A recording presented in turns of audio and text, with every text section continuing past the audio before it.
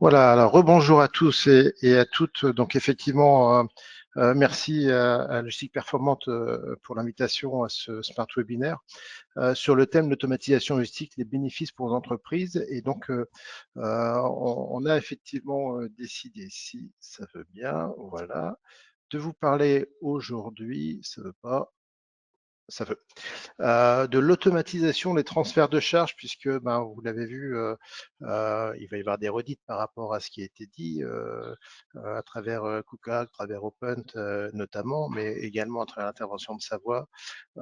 On a décidé vraiment de faire ce focus sur l'automatisation des transferts de charges et en mode plutôt alerte effectivement. Euh, Qu'est-ce qui, dans une organisation, nous fait dire, bah tiens, ça peut être bien d'automatiser tel transfert et autres. Et donc, on va essayer de prendre un peu de recul sur nos activités logistiques, logistique de production, logistique de préparation de commandes. Donc, à travers, donc, bah, d'abord une présentation de Simco Consulting, évidemment, soyons polis. Ensuite, donc, un focus sur ces notions d'alerte et d'analyse du besoin finalement, puisque c'est important aussi de savoir bah, qu'est-ce qui est automatisable, qu'est-ce qui ne l'est pas, qu'est-ce qu'on doit automatiser. On a beaucoup parlé dans les interventions précédentes de ROI notamment, et donc on va voir comment finalement on va chercher ce ROI, mais avant le ROI, vraiment une faisabilité technique. Euh, on va passer rapidement sur des notions de solutions, puisque ben, on a parlé beaucoup d'AMR, on va parler d'AGV, et on va parler aussi de convoyeurs. N'oublions pas les convoyeurs qui peuvent être une solution qui est d'une solution du siècle dernier, mais qui est encore d'actualité aujourd'hui sur certaines activités. Et puis, je vous citerai quelques exemples qui peuvent aussi faire écho avec les présentations précédentes. Bien, alors, nous sommes Simco Consulting, cabinet conseil en logistique et supply chain, présent à travers 3 bureaux, donc à Milan, à Chalon-sur-Saône ici en France et à Barcelone. J'ai donc l'honneur donc de mener des activités de Simco Consulting sur le territoire français et les territoires francophones plus généralement.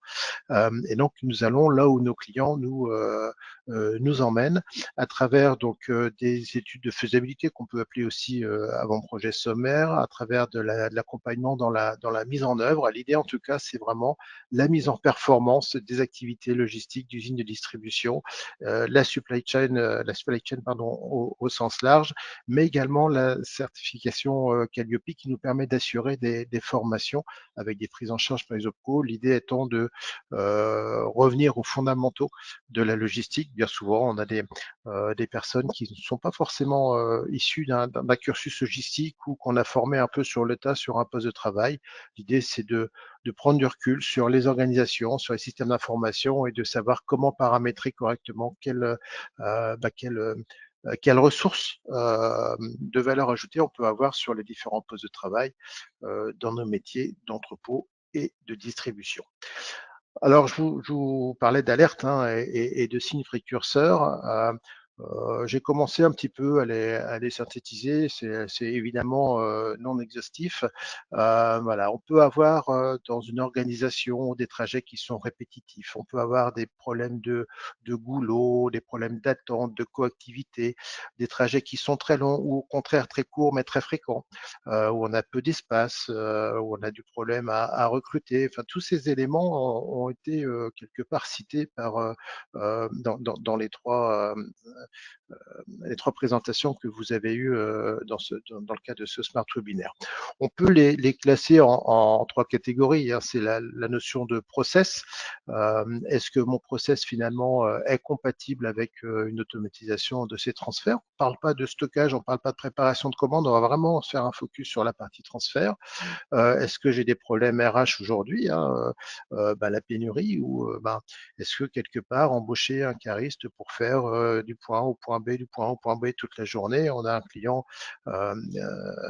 qui embauchait donc en sortie de production sur un cycle continu, 7 jours sur 7, 24 heures sur 24, 5 caristes qui attendaient que les palettes sortent d'un convoyeur, d'un cycle de production pour les mettre sur le convoyeur d'en face avec un petit contrôle intermédiaire. On a donc ici des gens qui sont embauchés pendant 8 heures et qui font un tour dans un environnement totalement fermé formés avec de la lumière artificielle et qui, au vu des sorties de production, pouvaient pas, je veux dire, faire autre chose. Donc ils avaient énormément de temps d'attente, mais ils n'avaient pas le temps d'aller mener notre activité à valeur ajoutée. Ici, on est vraiment sur un cas où bah, à la fois on n'a pas de valeur ajoutée RH et à la fois on met quelqu'un dans un environnement fermé pendant 7 heures ou 8 heures de poste et c'est forcément quelque part compliqué. Et puis il y a une notion d'espace et de surface puisque bah, quand on est sur un environnement de production, on a bien souvent des espaces restreints. C'est difficile pour un cariste d'aller déposer une palette, de reculer en faisant attention à rien bousculer, à rien casser derrière, même si on a des engins qui peuvent être petits aujourd'hui. Et donc, bah, on a une capacité à aller automatiser, à aller mettre en place des outils qui permettent justement de gagner, de sécuriser aussi les zones de travail. Alors, on peut mettre en place des indicateurs pour identifier, j'en ai cité 5 ici, on peut en mettre, forcément les adapter en fonction de vos besoins. On peut aller, calculer un temps de cycle opérateur pour savoir finalement, combien nous coûtent, ces opérateurs, combien on met pour aller du point A au point B et j'y revenais tout à l'heure, c'est, heu, c'est voilà, qu'est-ce que je dois faire et qu'est-ce que peut faire mon cariste, ou mon opérateur entre deux cycles. Et ça, c'est donc ce qu'on va identifier comme des valeurs pardon, des tâches sans valeur ajoutée. On va faire le distinguo de manière à pouvoir identifier donc ce temps de cycle et mettre une valorisation derrière. On peut parler taux de non-qualité, casse pendant les transferts. On a des produits qui sont des fois délicats à charger et sur lesquels, bien, quand on automatise, on s'aperçoit qu'on a peut-être un- un ratio de casse qui est moins important. On a des taux de disponibilité de ressources de manutention, hein, c'est bah, comment on utilise, le taux de réactivité pendant les pics d'activité, comment est-ce que je fais, est-ce que j'augmente mon amplitude de travail, ce qui est jouable. Bah, si je demande à un robot de travailler plus longtemps sur une plus grande période de travail, ben, je vais avoir un, une question de charge, de batterie, etc. Alors que si j'essaye de trouver des ressources pour travailler la nuit, le week-end, etc., ça peut être un peu plus compliqué. Et puis des taux d'accidents ou d'incidents liés à la manutention en mesurant les accidents, les presque accidents. Voilà, ça c'est quelques indicateurs qui peuvent nous faire réfléchir à la mise en place donc de l'automatisation, donc de ces transferts de charges. Et quand on va passer sur la partie besoin, évidemment, on va rentrer dans une phase d'avant-projet sommaire, d'étude de faisabilité. On va comparer différentes solutions qui vont nous permettre de répondre à ce besoin, à ce scénario. Peut-être on va comparer l'AGV avec l'AMR, peut-être on va comparer l'AMR avec le cariste, hein, puisque tout n'est pas automatisable. Et encore une fois, on a une notion de ROI hein, à aller chercher quand on applique ces activités et ces technologies.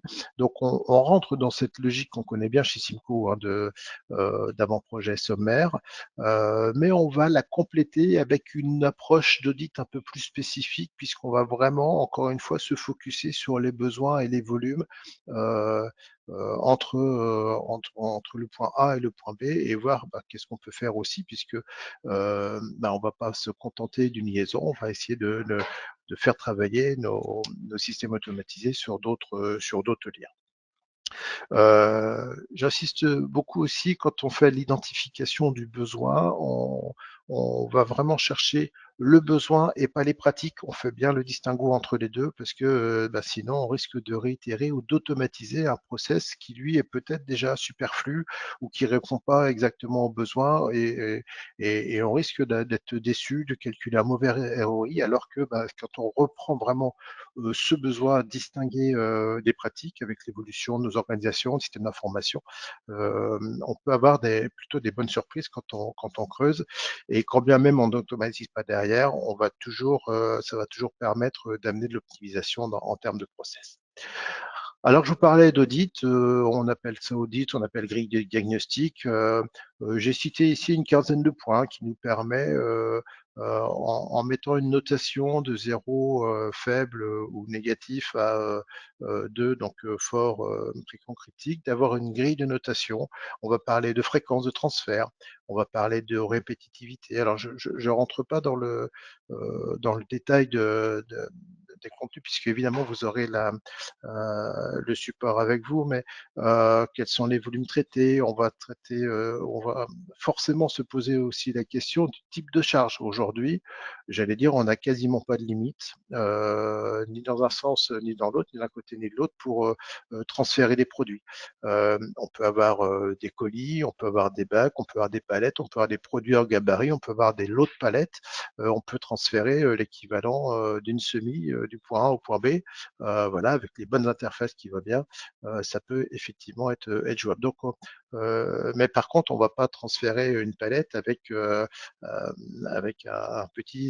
petite tortue avec une faible capacité. Et donc, ça, c'est des choses qui va forcément falloir se poser comme question. On va calculer le temps passé sans valeur ajoutée, on en parlait, le goulot d'étranglement qui revient, les attentes, les fils de l'accumulation. Hein, quand on a des caristes qui font de la préparation de commandes et qu'on fait cette fameuse classe ABC en disant je mets tous mes produits ensemble, bien souvent, on a des gens qui viennent et qui attendent que le préparateur de devant ou encore celui de devant ait fini de faire ses prélèvements pour pouvoir accéder. Donc on a du temps sans valeur ajoutée, de l'attente, de l'accumulation, des risques aussi pour les chevilles en termes d'accident. Voilà, donc c'est toujours un peu compliqué. Donc ça, c'est des choses qu'on va forcément calculer. Des variabilités de cadence, est-ce qu'on est plutôt sur quelque chose de régulier ou on est en sortie de production et on a des fois des produits qui sortent toutes les heures et puis d'autres toutes les 15 secondes. On a des contraintes ergonomiques avec la notion d'assistance aussi. Hein. On a des outils aujourd'hui qui permettent d'amener donc des facilités de manutention aux opérateurs. Les risques de sécurité, les dommages en qualité, la standardisation des charges, la prévisibilité des flux, la disponibilité de la main-d'œuvre, l'exigence de traçabilité et de contrôle, la compatibilité avec l'environnement. Hein. Des fois, je parlais tout à l'heure d'environnement hostile, hein, quand on est dans un environnement avec une forte contrainte ICPE, quand on est sur des sites Céveso, quand on a des produits inflammables, toxiques et autres. Donc, il faut forcément qu'on vérifie ça. Et on a tendance à automatiser plus facilement des flux, alors évidemment, il faut que le matériel soit compatible, mais pour éviter de mettre nos opérateurs dans des environnements qui sont que je qualifiais de style, en tout cas qui sont pas très sympathiques. Et donc, on a ici une quinzaine de points qui sont listés, qu'on peut adapter en fonction de l'activité de chacun et qui vont permettre d'établir une notation. Et donc, on va interpréter le score. Donc, encore une fois, chaque item, on met entre 0 et 2 points. Donc, au maximum, on a 30 points. Au minimum, on a 0 points. Entre 0 et 10, on laisse tomber, on oublie la notion d'automatisation. On n'est pas forcément adapté, il n'y a pas forcément de besoin, sauf si vraiment on veut se faire plaisir. Mais alors là, il faut aller chercher le ROI, c'est pas forcément le plus facile. Ensuite, entre 11 et 18 points, on va surveiller, il y a peut-être un intérêt, c'est encore pas tout à fait ça, mais on peut commencer à aller au SCTL la semaine prochaine et commencer à regarder, ou Global Industry, et commencer à regarder ce qui se fait sur le marché, et commencer à réfléchir. Entre 19 et 24, ça devient intéressant de se poser vraiment la question. Et puis de 25 à 30, on est plutôt ce qu'on appelle ici un très beau candidat à l'automatisation, donc ces transferts. Et donc vraiment, ça mérite d'aller plus loin et d'entamer cette démarche donc d'étude de faisabilité.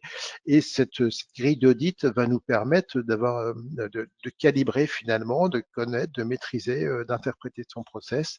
Et donc, il faut qu'on rajoute évidemment des notions de fréquence, de cadence, de besoin, de pic d'activité, de saisonnalité, pour aller avancer sur le besoin. Une fois qu'on a défini ce besoin, qu'on a défini qu'est-ce qu'on doit transférer comme charge, des petites, des grosses, des moyennes, à quelle fréquence, en intérieur, en extérieur, puisqu'on est aussi, on peut traverser une cour aujourd'hui de manière automatisée avec le matériel qui va bien évidemment. On va se poser la question de la solution et je vous propose ici quelques slides qui vont comparer les notions d'AGV, convoyeur, AMR.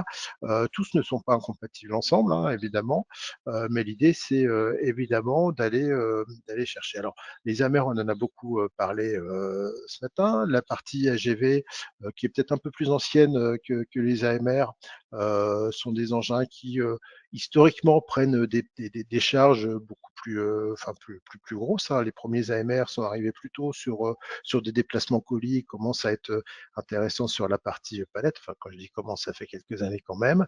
Et puis donc, voilà, je vous disais tout à l'heure, hein, les convoyeurs datent du siècle dernier, et donc, mais c'est pas pour autant qu'ils sont dépassés. Au contraire, on a aujourd'hui des technologies qui sont ce qu'on appelle plug and play, qui permettent d'aller faciliter des installations de convoyeurs et d'aller s'adapter en fonction de l'évolution, hein. N'oublions pas que nos ateliers, nos process de production doivent être évolutifs.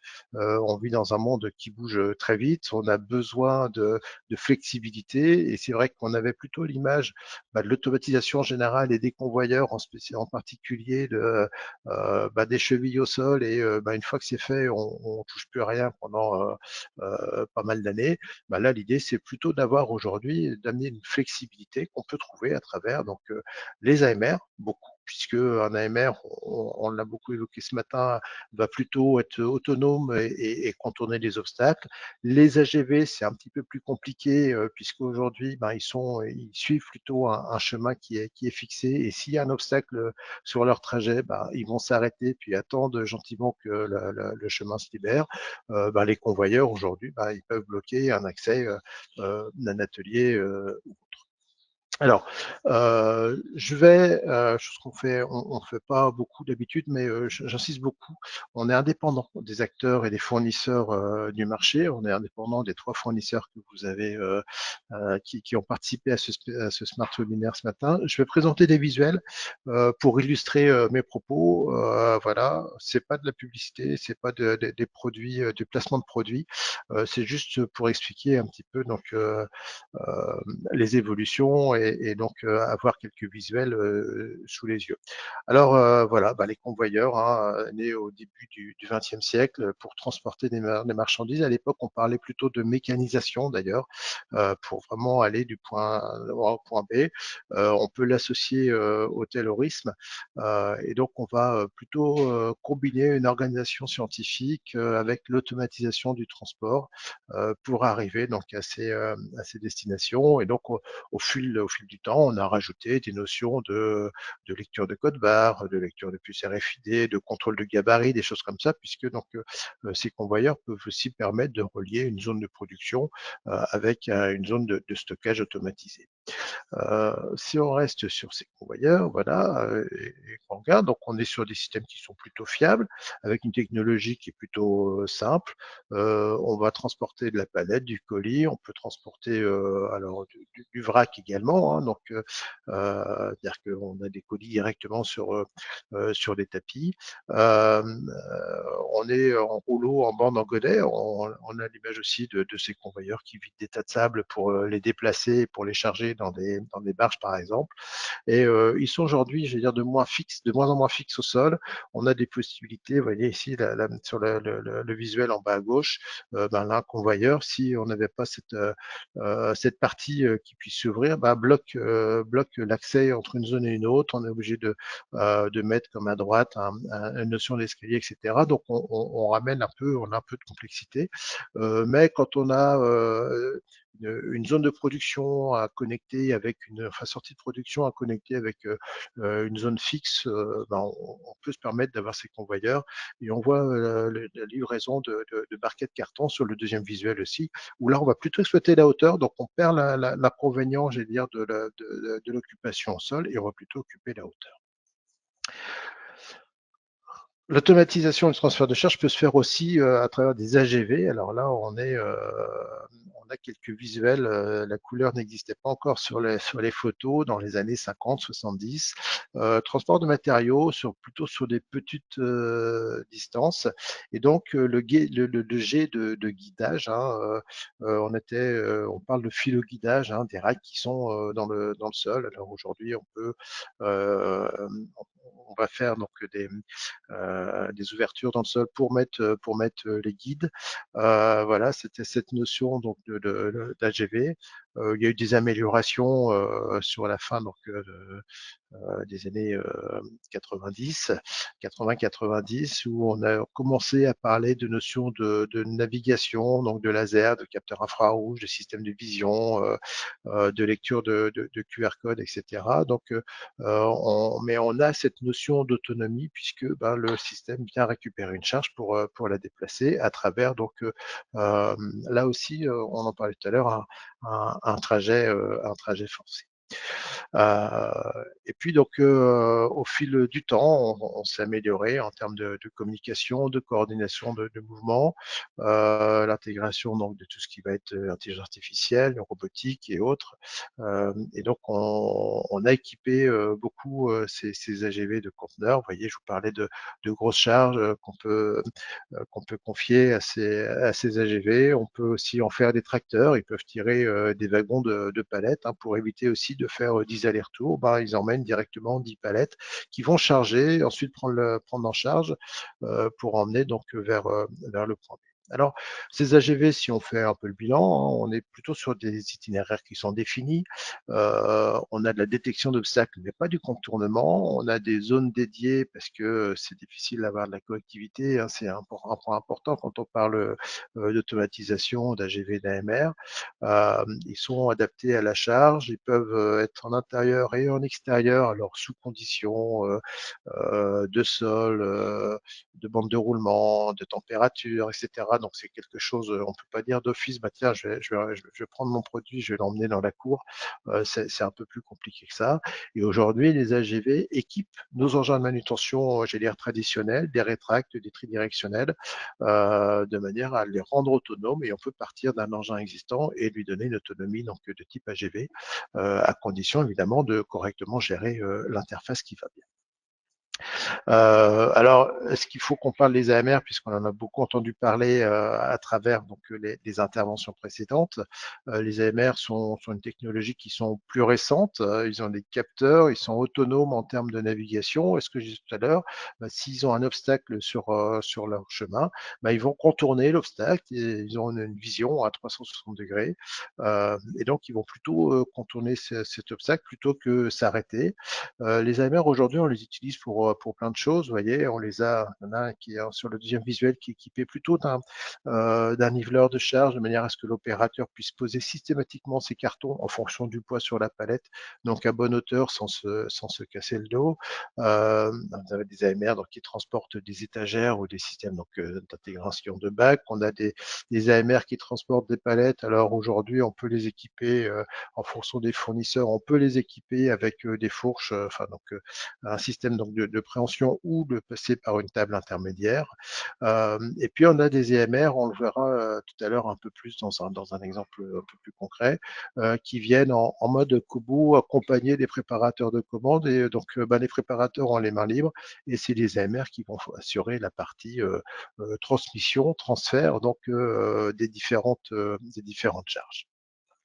Aujourd'hui, un AMR peut être utilisé en télésurveillance. Il y a une détection de porte de secours dans un entrepôt. Ben, l'AMR part automatiquement avec une caméra, voir ce qui se passe au niveau de cette porte de secours, savoir si c'est plutôt un caris qui a mis un bout de palette pour aller fumer à l'extérieur ou si c'est plutôt une réelle intrusion. On peut les équiper aussi de détecteurs de fumée, etc. Donc c'est des outils qui peuvent être utilisés. Et, je voyais une publicité il n'y a pas longtemps, un film publicitaire sur une entreprise de nettoyage qui a équipé forcément ces outils de système AMR de manière à pouvoir donc avoir un nettoyage la nuit dans l'entrepôt en toute sécurité autonome. Et donc on peut avoir donc des utilisations multiples avec ces outils, ces AMR. Les itinéraires sont plutôt libres, on peut les équiper de brad picking. Il y a des notions donc de détection d'obstacles aussi, mais là pour les contourner. Voilà, ils sont faits à la base pour cohabiter donc plutôt avec les équipes. Ils ont une taille restreinte donc ils rentrent un petit peu mieux partout et donc ils sont plutôt aujourd'hui encore dédiés aux travaux intérieurs. C'est peut-être une question qu'on pourra poser euh,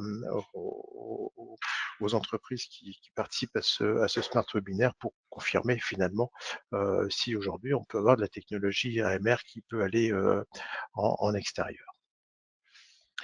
Je voudrais terminer avec quelques exemples d'applications. Alors là, pour le coup, nos clients nous demandent de pas diffuser ni leur nom, ni de visuel, mais en tout cas, c'est des sujets sur lesquels nous avons travaillé côté Simco. On a ici une connexion de sortie de production avec un stockage de produits finis. Alors, on est plutôt sur la technologie AGV ici en termes de transfert de charge. L'avantage identifié ici, c'est de pouvoir désynchroniser des flux. On est sur des flux en sortie continue, plusieurs lignes de production qui crachent des produits, plusieurs références en simultané. Et donc, il faudrait un cariste en permanence pour récupérer ces produits en fonction de la cadence de sortie ou mettre des convoyeurs assez longs, ce qui existait au départ, donc de manière à pouvoir avoir vraiment ce buffer de sortie de production, parce que quand on est sur un cycle continu, si à un moment donné on n'évacue plus la production, eh bien on va bloquer en amont donc tout le processus de production. L'idée ici, c'est vraiment de pouvoir désynchroniser, désolidariser, j'allais dire, les cadences de sortie et les cadences de rangement des produits. Donc on peut avoir un AGV, potentiellement un MR en fonction des produits, mais ici dans notre cas d'étude, on est plutôt sur un AGV qui va récupérer les palettes, qui va les déposer sur un buffer, ou au contraire qui va les emmener. Alors c'est soit lui, soit un autre qui prend le relais. On parle moins de rupture de charge quand on est avec des AGV que quand on est avec des caristes, qui va prendre le relais pour les emmener aussi au plus proche de la zone de stockage et qui peut aller jusqu'au stockage, stockage de masse, stockage en rack, évidemment, c'est jouable, ou on peut se limiter parce que on a aussi des risques de coactivité avec des préparations de commandes et des chargements la journée, qui peut se contenter de les poser sur un buffer et en fonction des contraintes qu'on a avec la production, conserver, alors ça demande une surface conséquente parfois, mais conserver euh, la production donc de la journée dans une zone bien sécurisée, bien bufferisée, et éviter donc alors on peut avoir des caristes qui rangent aussi la journée, mais l'idée ici dans ce cas d'étude, c'est de dire la nuit et le week-end, c'est des AGV qui sont autonomes sur le site et qui récupèrent ces produits et qui vont donc assurer le rangement. Donc ici, on est vraiment sur l'idée, c'est vraiment de pouvoir désynchroniser. Potentiellement, ça peut être des caristes qui rangent aussi les productions, mais ils vont les ranger plutôt en journée. Et donc, on va limiter non pas les heures productives, mais les surcoûts liés donc au travail de nuit et au travail de week-end. Un autre exemple, si vous le voulez bien, on est ici sur la connexion d'une zone de stockage tridirectionnelle avec des postes de prélèvement. Voilà, alors de prélèvement ou d'alimentation de la zone. C'est-à-dire qu'on est sur du tridirectionnel qui peut être, alors chez nous, on est plutôt dans le cas d'usage, on est plutôt manuel, mais on peut l'avoir aussi automatisé. Un tridirectionnel n'est pas fait pour sortir de sa zone de rack, et donc il va plutôt poser sa palette donc en bout de rack sur ce qu'on appelle des corbeaux. Et derrière, il y a donc c'est un système d'interface qui fait qu'on vient récupérer donc avec un AGV si c'est en hauteur, un AMR si c'est au sol, on vient récupérer le produit pour l'emmener sur une zone finalement de prélèvement, une zone de travail opérateur. Là aussi, ça peut être sur un convoyeur avec un buffer, ça peut être avec des tables élévatrices, ça peut être une connexion directe avec un convoyeur. Et donc, on vient proposer à l'opérateur soit de déposer de la marchandise, soit d'en prélever, en fonction si on est plutôt en in-band ou en out-band.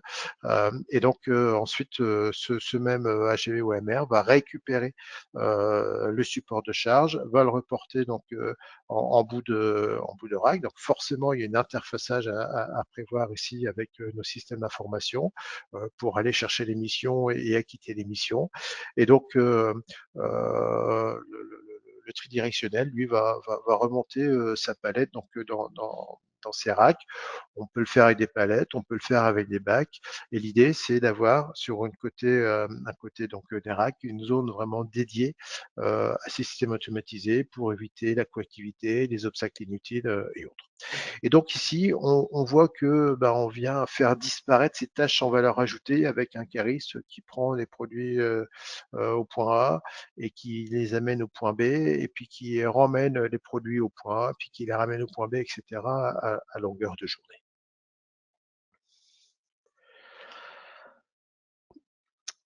On peut avoir, et c'est le visuel qu'on avait tout à l'heure, ou un des visuels qu'on avait tout à l'heure, même si c'est pas exactement notre cas d'étude, un avantage donc de productivité picking et de fiabilisation de la préparation à travers donc des AMR en mode plutôt Kobo, qui accompagne un opérateur logistique qui, pour le coup, n'a plus à pousser un préparateur de commande, un transpalette, un chariot de manutention. Alors en général, c'est quelqu'un qui va plutôt rester dans une zone de chalandise, qui va faire donc, qui va être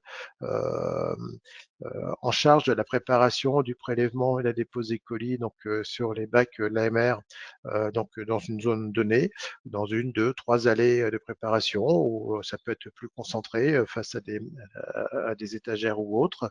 Donc il conserve les mains libres. Il n'a plus besoin de flasher puisqu'on peut avoir un système de scan automatique qui est fixé sur l'AMR. Tout comme on peut avoir un système de détrompeur, c'est-à-dire que on dit que le produit A, il faut le mettre dans le bac numéro 3. Bah, je passe la main et quand je passe la main dans le bac numéro 3, on confirme que j'ai bien positionné. Alors que si j'avais passé sur le bac numéro 2, il y aura peut-être une alerte.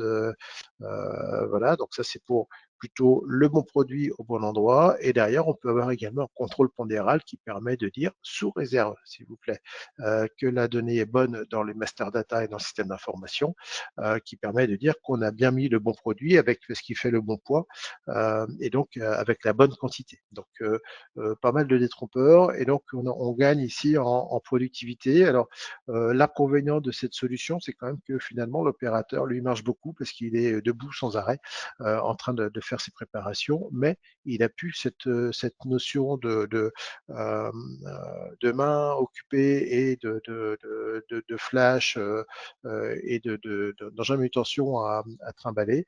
Il va vraiment se concentrer sur la partie donc, de la préparation de commande.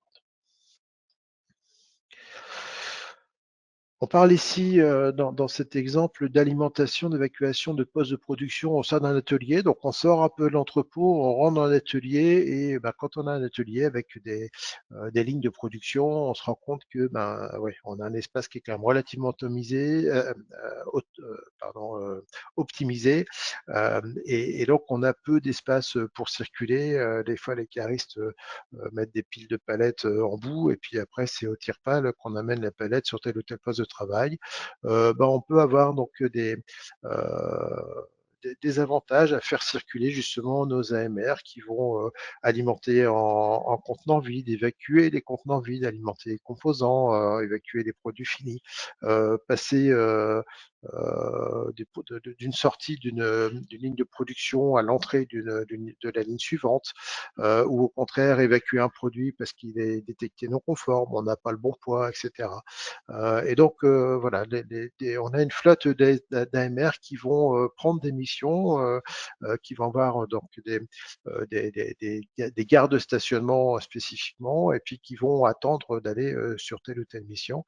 Et donc c'est des choses qui sont plutôt intéressantes sur un atelier de production, puisque on est vraiment sur un environnement très, très restreint, et donc on peut faire passer donc ces systèmes qui peuvent également prélever donc et se connecter, et on l'a vu dans les exemples tout à l'heure, donc avec donc sur des réseaux de convoyeurs, euh, des connexions directes, et ça évite, quand on est dans l'atelier, d'avoir des convoyeurs partout avec des passerelles partout, puisque c'est toujours un petit peu compliqué, sauf à avoir là aussi des convoyeurs plutôt en hauteur. Dernier exemple, et on en parlait juste dans l'intervention précédente, alimentation de services hospitaliers depuis la pharmacie centrale. On est sur des flux qui sont vraiment fiabilisés avec une garantie de service. On répond à un service régulier ou à un service sur demande en termes d'urgence pour servir des médicaments, des dispositifs médicaux, mais aussi, on en a parlé, ça peut être des consommables, ça peut être des services lingerie. On peut citer également le service de repas, hein, on peut imaginer, hein, en équipant correctement donc les chariots. On est indépendant de la disponibilité RH, on peut le faire à n'importe quelle heure du jour ou de la nuit. On a une fiabilité, une traçabilité parfaite, et vraiment un respect aussi des contrôles des accès, d'ouverture automatique. Et ça, c'est quelque chose qui est un point essentiel dans des environnements de type produits sous haute surveillance ou à forte valeur ajoutée.